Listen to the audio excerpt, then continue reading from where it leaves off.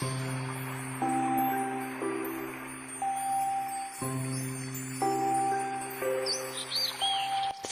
Daily routine.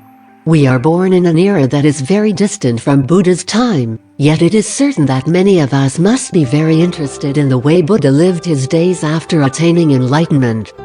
In fact, from the four agamas, we can discover the way Buddha and his disciples lived their days.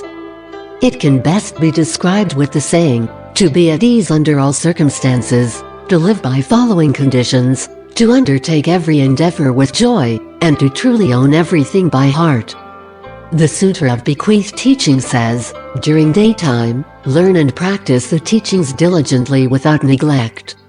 Do not languish during the early and late hours of the night either. In the midst of the night, chant the sutras to extinguish your afflictions.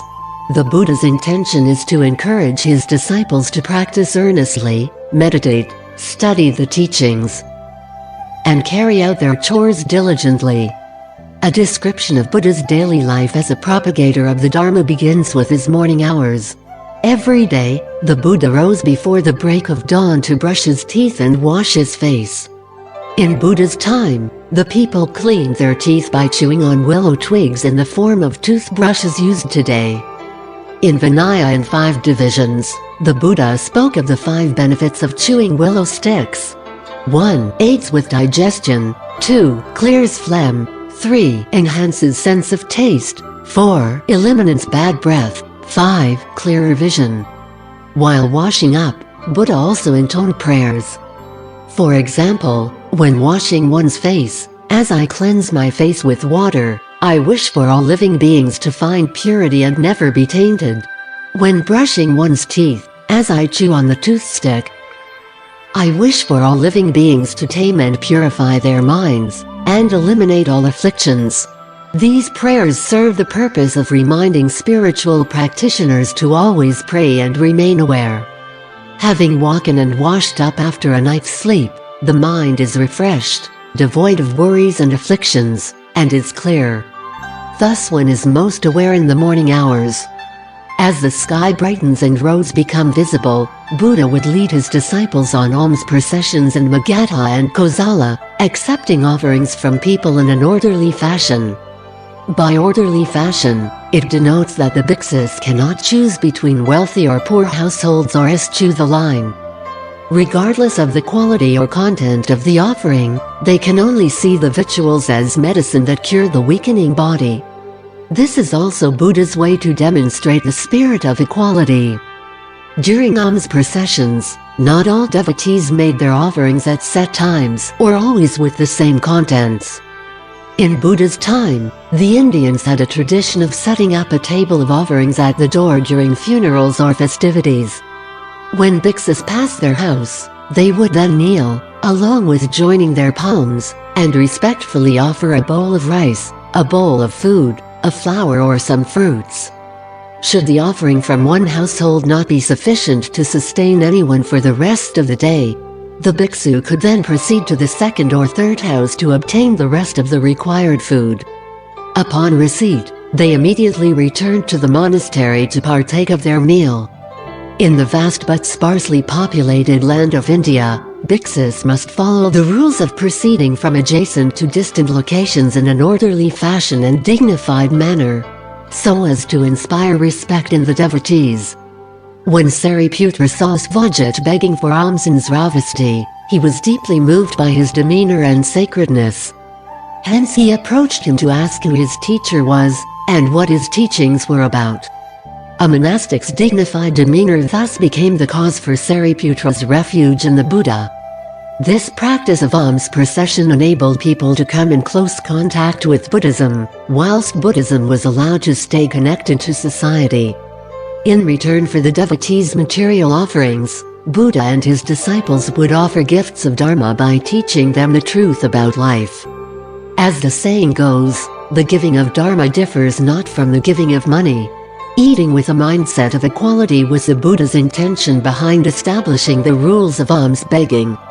This also assisted greatly in the development of Humanistic Buddhism. Considered in modern units of time, the practice of alms begging took approximately 1 hour from beginning to end. After that, the bhikshus would return to their quarters to wash their hands and feet, sit cross-legged, and eat their meals. They also ate, through the procedure of alms begging, while being mindful of the 5 meal contemplations, which are also commonly seen in contemporary monastery dining halls. Bhikshus of Buddha's time similarly followed these eating procedures. After the meal, they would wash their bowls, clean their feet, and straighten up their robes.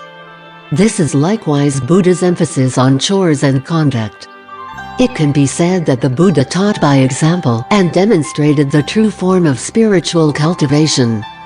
According to the sutras, eating is followed by walking meditation around the monastery. According to Vinaya in 4 divisions, there are 5 benefits of walking meditation. 1. Enhances stamina. 2. Enables tranquil contemplation. 3. Greater immunity to illnesses. 4. Aids in digestion. 5. Prolonged period of meditative concentration. Afterwards, Buddha would lead his disciples back to their seats to meditate, followed by his teachings. Buddha was not necessarily the one to initiate a teaching. Whenever his disciples had queries about life, ideas, experiences, and cultivation, they went to the Buddha to inquire for answers and instructions. Thereafter, the bhikshus would each return to their own abode to meditate, contemplate, and reiterate what the Buddha had just said. Having listened to Buddha's teachings of the Dharma, the disciples would each return to their own place to practice. Following this would be time allotted for all people from society. At about 10 o'clock, devotees would come to the vihara to seek advice or pay respect to Buddha. Buddha would then impart his teachings to them. Sometimes he would speak on the 4 Noble Truths, the 3 periods, or the cycle of rebirth through the 12 links of dependent origination. Sometimes, he would speak about ways to strengthen one's faith or how to eradicate afflictions. Other times, he would encourage devotees to observe the 5 precepts and practice the 10 wholesome deeds, as well as kindness, compassion, joy and equanimity. These teachings were all memorized, then later compiled and recorded as the Tripitaka, Sutra, Vinaya, and Abhidharma.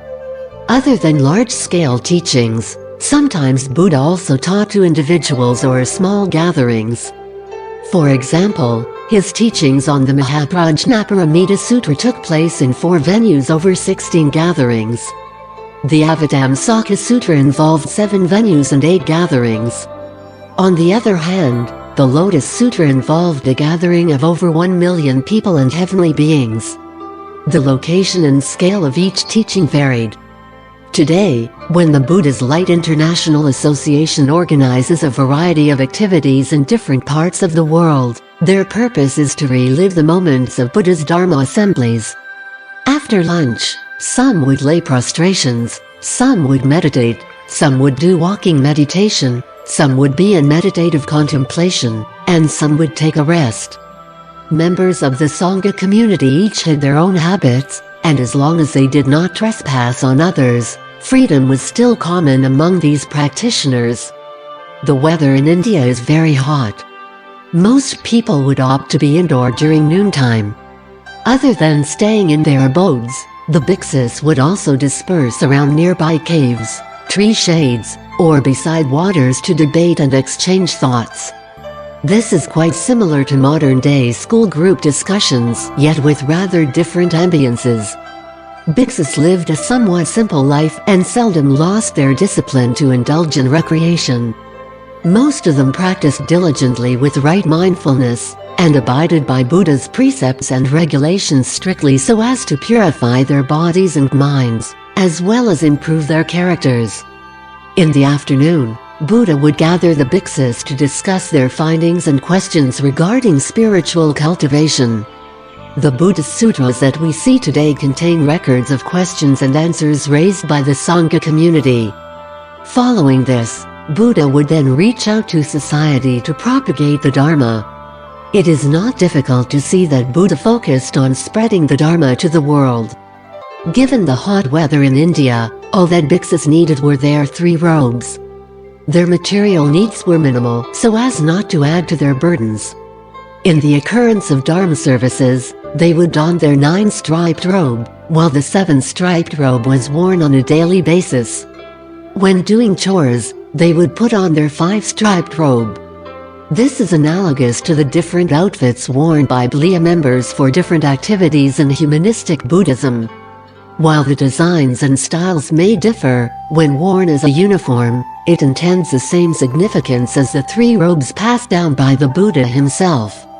At night time, members of the Sangha community continued with their own practices, where most would meditate and connect spiritually with the way that was taught by Buddha.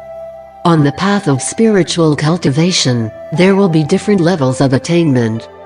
Be it the 4 stages of arhatship, or the 51 stages of bodhisattvahood, they must all be accredited by the Buddha to confirm their spiritual progress. Just as modern-day schools are divided into different grades, the progress of spiritual attainment also involves different stages. In the sutras, we can also see how Buddha lived his days in meditative contemplation and the way. He was constantly mindful of the Buddha, Dharma, and Sangha. In his interactions with disciples and devotees, he was always teaching, instructing, benefiting, and bringing joy to them. Thus at the end of his discourses, his disciples would always vow to practice in accord with Buddha's teachings before departing with bow and joyful minds. From this it can be said that Buddha seemed to have lived a life that was no different from ordinary people. He likewise ate, slept, walked, and talked. Yet when observed carefully, the difference is rather distinct. Once a man asked the Chan master, "How do you cultivate?" "I eat, and I sleep." "We eat and sleep too. Does this not mean we too are cultivating?" "No. On the contrary, when you eat, you pick and complain about your food. When you sleep, you toss around in bed with an agitated mind. This is very different from how I eat and sleep," replied the Chan master. The life led by Buddha was one that abided by the 6 paramitas and illuminated the light of prajna wisdom.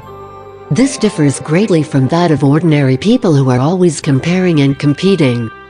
For example, in begging for alms, not only did Buddha provide opportunities for devotees to accumulate their merits, he also used this chance to teach them the Dharma, which is the paramita of generosity. When Buddha donned his robe, what he demonstrated was the constant practice of precepts, which is known as the paramita of discipline. When he begged house to house and deemed the rich and poor as equals, this is known as the paramita of patience. When he washed his own bowl, laid out his sitting mat, and practiced zealously, this is known as the paramita of diligence. When he practiced walking meditation, sitting meditation, meditative contemplation, and dwelled deeply in the Dharma, this is known as the paramita of concentration. All of the above are how an enlightened practitioner lives his life, which is known as the paramita of prajna wisdom. Dedication of merits. May kindness, compassion, joy and equanimity pervade all worlds. May we cherish and build affinities to benefit all beings. May Chan, Pure Land and precepts inspire equality and patience. May our humility and gratitude give rise to great vows.